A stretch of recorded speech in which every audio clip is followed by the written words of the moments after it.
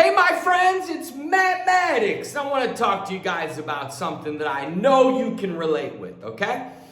One of my earlier mentors was who I consider to be the greatest preacher in the world. His name is Jeff Arnold. If you ever look him up, you'll understand why I say that. He's extremely entertaining but very powerful, and can give you some stuff about God that you won't hear anywhere else. Because he reads the Bible about 5, 6, 8, hours a day, and prays, a couple hours a day as well. So he definitely walks with God. And I got to work with him for a year and really spend every day with him. We would meet at the 43rd Street Deli and we would have tea, and he would just pour his vision into me and talk to me about God and the revelations that he had seen, because he's been studying the Bible and preaching for over 40 years. And I was just a young, youth pastor at the time, wanting to learn, wanting to grow. And so we would sit for hours a day. And one of the things that he used to always tell me was, Matt, what would you do for God if you knew you could not fail? I want you to really think about that question. What would you do for God if you knew you couldn't fail? And I was actually writing a letter to myself, and I encourage any of you out there that are stuck, or you're maybe a little overwhelmed, or maybe you just can't seem to get clear. Writing letters to myself is very helpful. So today, my letter was titled Mathematics is Vision. Because I have such a massive vision, and I'm sure you could probably relate with this. Someone once said that if your actually it was Jeff Arnold. Jeff Arnold used to say this as well. If your vision doesn't scare you, then your vision and your God is too small. If your vision doesn't scare you, then either your God or your vision is too small. In other words, we don't think big enough. We don't dream big enough. We don't talk about big enough ideas because we've been surrounded by a lot of people that have been dumbed down, that have quite frankly lost passion and vision or even their dreams. But friends, I want to talk to you out there that you know what? Your heart still beats for something bigger. You see it way beyond than what's been shown to you. Visionaries are not easily understood because visionaries, they see the future before the future even exists. I know because case in point, someone like Walt Disney. He was known to drive across the land in Orlando and literally just talk about what he saw in the future. And it all came to pass. Because that's the power of having a true vision. That's why the wisest man who ever lived, Solomon, said, without a vision, the people perish.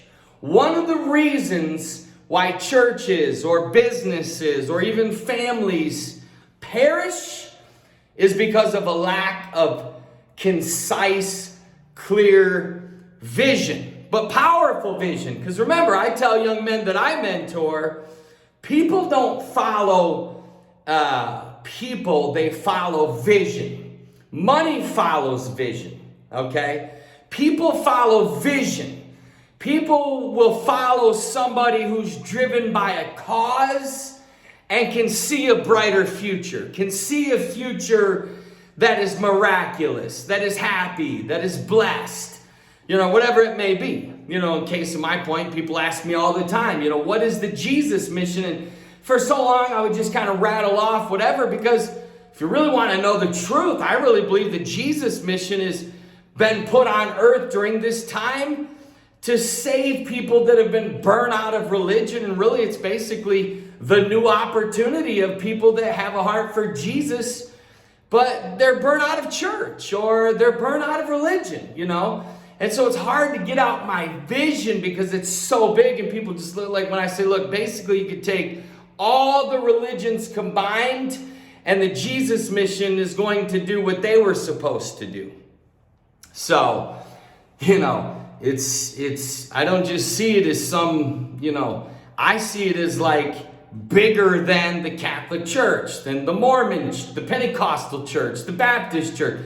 I literally could take all of religion combined because I feel like we failed the job. I feel like we failed the assignment. I feel like, so to speak, in a lot of ways, God gave us the resources, the technology, 400 plus thousand churches in America, billions of dollars in cash, and billions in assets and buildings, and we left so much poverty. We didn't heal the fatherless. We did not even come close to taking care of our widows like we should have. And quite frankly, we have gotten so far away from the real actual Jesus and what it was really all about: serving the poor, casting out devils, healing the sick, reaching and healing cities, not trying to build mega churches. I really believe that we're in a whole new world, and Jesus wants us to bring a new earth. And we have been sent here for right now, for such a time as this, to bring his kingdom to America, to the world, to bring the Jesus mission, which is basic. It's love your neighbor as yourself. It's the gospel to every creature. It's heal the broken hearts. It's deliver those that are captive by addictions or sins.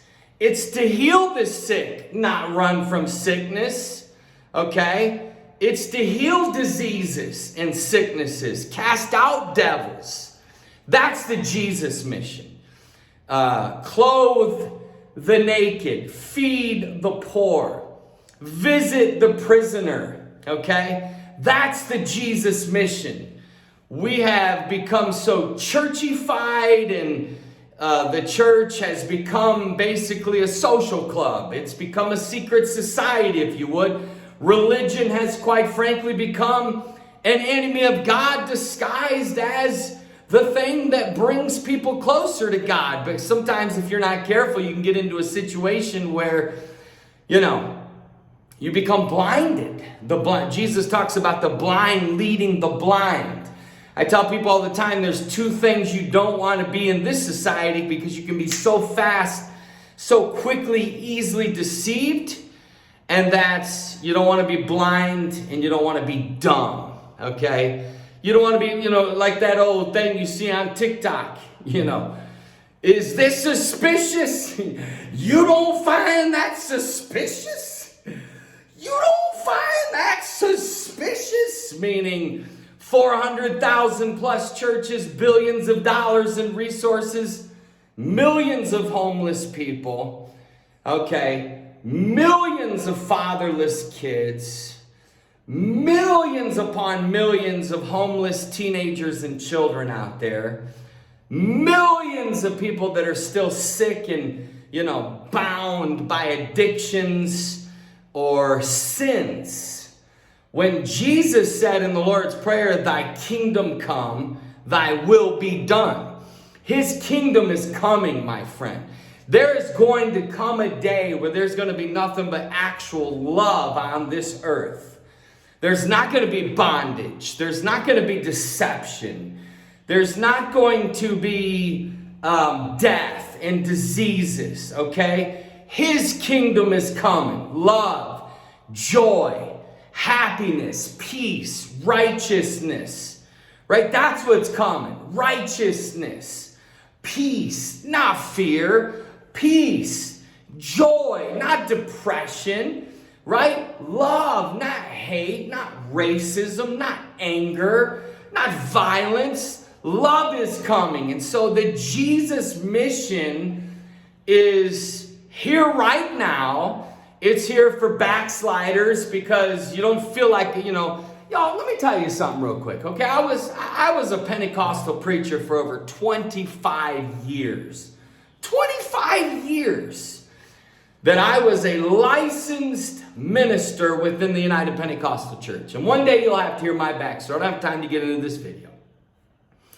But I quote unquote backslid, if you would. I did. I backslid, my friends. And a lot of that was, I understand what Jesus meant when he told Peter, hey, I pray for you. Like, this is Jesus talking. He said, I prayed for you that your faith doesn't fail. You see, the number one thing the devil is after is our faith. Okay, well, I was a preacher of faith. Okay, we had miracles. We had outpourings of the baptism of the Holy Ghost. Financial miracles. People being healed of cancer and diseases.